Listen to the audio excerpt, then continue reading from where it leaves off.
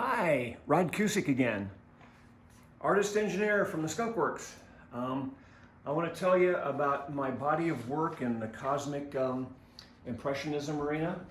This is my benchmark painting. I'm not going to talk about it now, but it is the goal of everything I've been working on is to be able to produce a painting like this.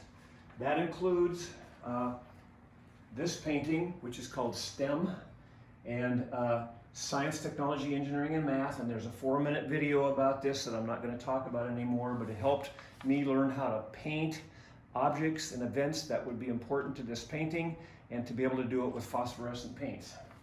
Secondly, this painting is called Cosmic Renaissance, and what it is the original composition that I did for Starry Universe, but it didn't have angular momentum elements in it. And once again, there's another 4-minute video for this that are available for you to go and learn more about that, and I won't spend my time now. One down below, I have 3 paintings down here that are in work. These are also objects and events. The sun, our sun. This is a quasar, and this is a example of the future of the universe and different options. I want to focus right now on this one though, which is the objects and events images. There are 6 of them. And the first one up here is the sun's mass being the sun's mass distorting space-time by bending this photon's path. The photon comes from a star. This is the star, that's the photon, and the sun bends its trajectory. Okay, that was an important validation of Einstein's theory of general relativity, which is believed by some to be one of humanity's most creative events. Well, I want to pay homage to that. This one now is quantum mechanics. It's an element of all these paintings. This is basically a hydrogen atom in a low energy state, a medium energy state, and a higher energy state.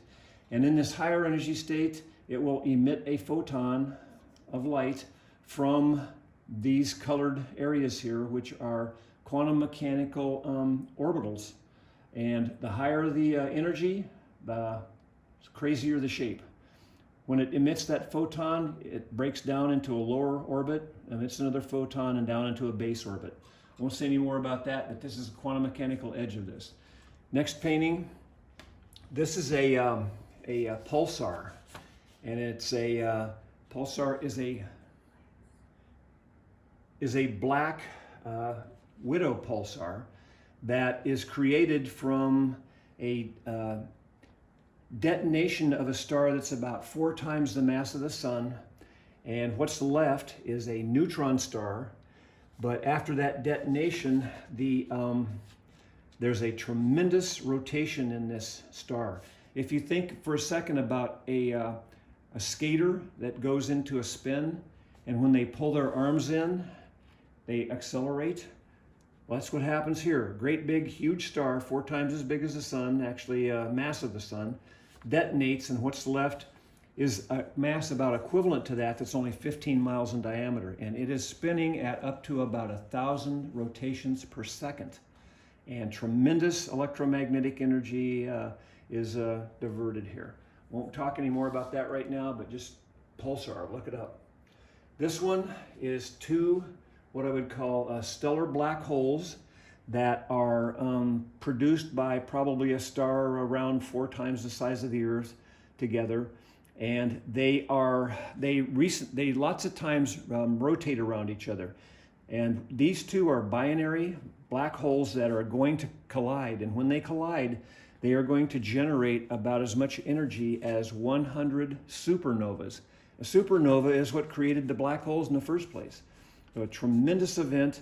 The energy that's released are called gravitational waves. And Einstein's theory of general relativity again kicks in there. Down here, this is a supermassive black hole. This is a representation of a black hole about 4 million times the mass of the sun. And it is created once again by an accumulation of different methods of creating black holes, and then the black holes combining together. This one is basically the size of the black hole and type of black hole that is in the next painting, which is the spiraled bar